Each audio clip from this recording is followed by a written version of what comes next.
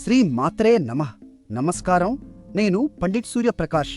ఈరోజు 1 మే 2026 శుక్రవారం కుంభరాశి వారికి ఈరోజు అరుదైన కాస్మిక్ కలయిక. పూర్ణిమ చంద్రుడు మీ నక్షత్ర అధిపతి రాహువు శక్తిని మేల్కొలుపుతున్నాడు.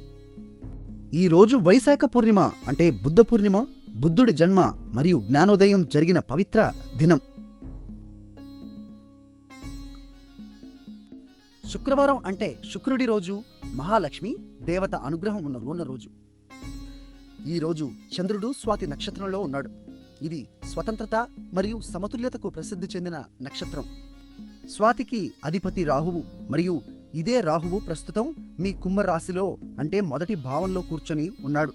దీని అర్థం ఏమిటంటే, ఈ పూర్ణిమ చంద్రుడు మీ వ్యక్తిగత ఎదుగుదలకు నేరుగా శక్తినిస్తున్నాడు.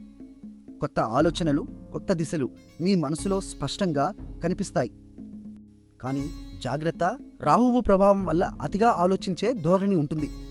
ముఖ్యమైన నిర్ణయాలు తొందరపడకుండా తీసుకోండి. 2వ భావంలో అంటే ఆర్థిక విషయాల స్థానంలో శని మరియు కుజుడి కలయిక ఉంది. కాబట్టి ఆర్థిక వ్యవహారాల్లో క్రమశిక్షణ పాటించండి.